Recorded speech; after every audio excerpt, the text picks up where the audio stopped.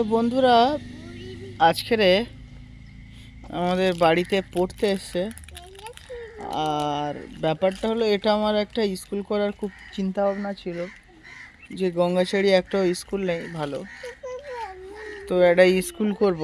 তো ব্যাপারটা হয়েছে, সময়ের সাথে সাথে যা দেখলাম গ্রামের যা পরিবেশ, একটা স্কুল চালাতে গেলে অনেক টাকা খরচা। এখনই হয়তো অনেক টাকা ইনভেস্ট করে খরচা করলাম, কিন্তু আলটিমেটলি যদি প্যারেন্টসরা না যদি প্রতি মাসে মাইনে যদি ঠিক মতো না দেয়, তাহলে 4-5টা টিচার রেখে পড়ানো খুব চাপ হয়ে যাবে। ওই জন্য করে আর স্কুলটার দিকে এগোলাম না।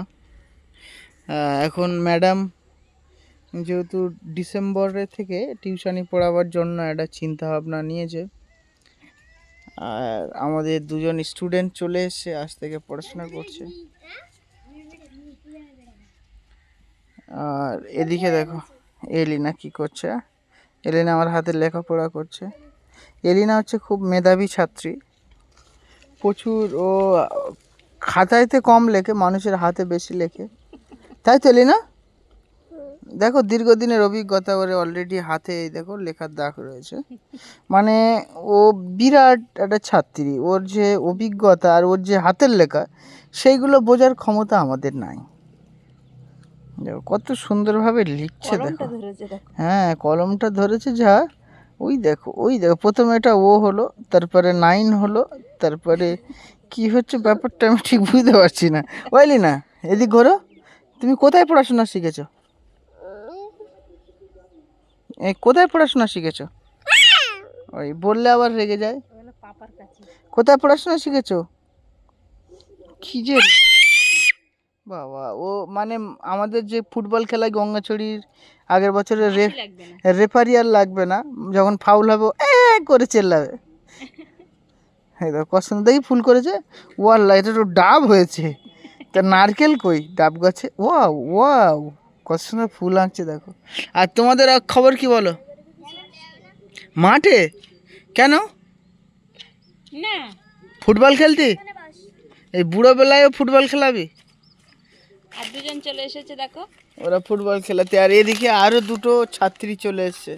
এক হলো মারিয়াম, আর 2 হলো জুইনা গাইন, এই এলিনা, এই মর্জিনা গাইন। মারিয়াম গাইন আর মর্জিনা গাইন অলরেডি সব গাইনের বংশধর। আর খেলা করতে আজকের খেলা করতে যেতে ভালো লাগে, গা হাত পা ভেতা, কদিন খেলেছি। আর আজকে সব বাচ্চারা পড়তে এসছে, আজ থেকে পড়াটা স্টার্টিং করে দিই। বই কোন আলামিন? নাও, তোমাদের যেটা মনে হয় তোমরা করো সবাই মিলে। তোমরা যদি বলো যে বাদ, তা বাদ নাও। তুমি পড়বে? আচ্ছা আচ্ছা ম্যাডাম, তাহলে তোমার তো বিকালবেলা আগে ফ্রি ঘুরতে, এখন এবারে পড়াশোনা করাতে হবে। এ মত কি আছে তোমার মতামত? মতামত বলতে ভালো লাগবে, বাচ্চাগুলো শিখবে, নিজেরও কিছু ভুলে যা, কিছু চর্চা না করলে তো ভুলে যায়, হাতের লেখা খারাপ হয়ে যায়, সেইগুলো ফের আবার পরিবর্তন হবে। ভালো জিনিস না, পড়ানো তো ভালো জিনিস, নিজেরও শেখা হলো, ফের ওদেরও শেখানো হলো। একদম, এটা ঠিক। দেখো পয়সাটা সব ক্ষেত্রে ম্যাটার করে না, কিন্তু আমি চাই আমাদের গ্রামের ছেলেমেয়েরা কিছু শিখুক। তো এটাই হচ্ছে বড় কথা। শিক্ষার যে অর্জন করে চুপ করে বাড়ি বসে থাকা, এটা কিন্তু খুবই খারাপ। তুমি যতটুকু শিখেছো সেইটার লোকেকে শিক্ষা দান করো।